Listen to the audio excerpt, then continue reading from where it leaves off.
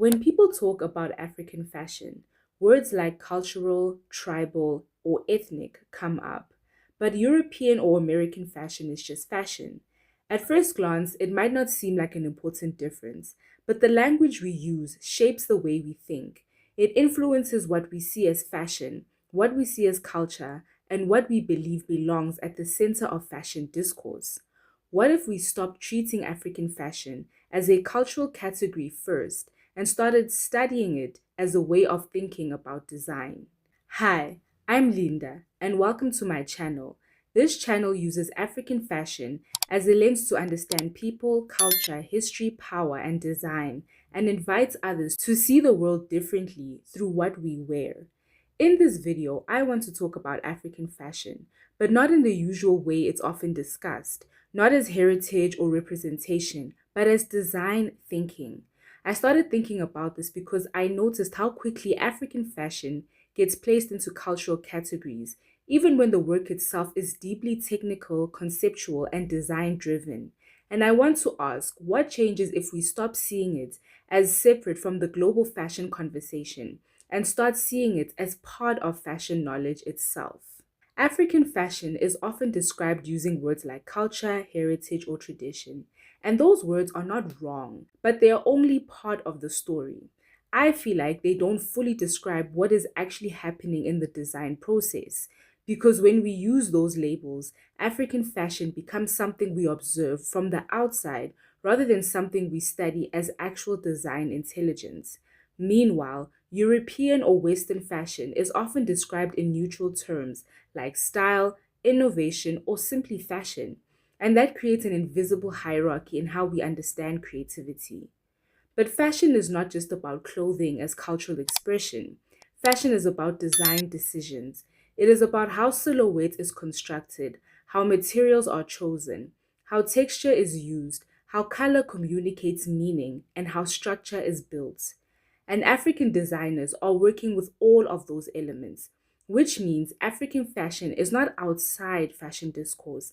It is part of how fashion is constructed and understood. I'll use the example of Thebe Magugu, a South African fashion designer who uses fashion as form of research. His collections often begin with a concept, a theme, or a social idea, and then he builds garments around that investigation. His work treats clothing almost like an archive, something that holds memory, history, and structured storytelling.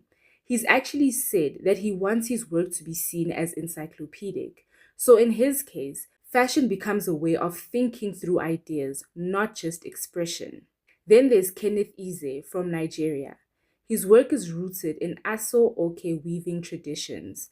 But instead of treating weaving as something fixed or purely traditional, he translates it into a contemporary design system. For example, the rhythm of woven patterns becomes part of modern garment construction. The structure of weaving becomes a visual and technical language in itself. So here, fashion is not just about the finished garment, it's about the logic of making. And then we have Imane Ayissi from Cameroon.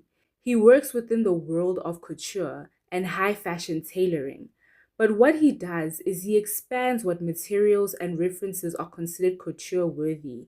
He works with materials like raffia, kente, and obom, and brings them into highly constructed runway level garments. So instead of African textiles being seen as informal or traditional, they are placed within the technical language of haute couture, which shows that African fashion is not outside of global fashion systems. It is operating within them at a high level of construction and technique. In global fashion, we already accept that different regions contribute different design approaches. Italian fashion is often associated with tailoring and craftsmanship. Think structured suits, precise cuts, and luxury construction houses like Milan-based ateliers. Japanese fashion has reshaped how we think about silhouette and construction. Designers often play with volume, asymmetry, and deconstruction, challenging traditional Western body lines. Scandinavian fashion is often associated with minimalism and function, clean lines, neutral palettes, and practical design that prioritizes simplicity and wearability. So, if different fashion regions already contribute different design philosophies, then African fashion should be understood in the same way, as a design system, not an exception. The point is not to replace one fashion tradition with another. It is to expand what fashion is allowed to be, because the more design languages we learn to read, the richer our understanding of fashion becomes. African fashion is not separate from fashion discourse, as I've already said. It is one of the ways fashion thinks, builds, and evolves. And maybe the real question is not whether African fashion belongs in fashion, but what we might start to see if we finally studied it with the same curiosity and seriousness we give other traditions. And that's it from me, guys. I hope you enjoyed the video. Let me know, what's one African designer, textile tradition, or fashion practice that has changed the way you think about design? Let me know in the comments below. If you liked this video, please give it a thumbs up.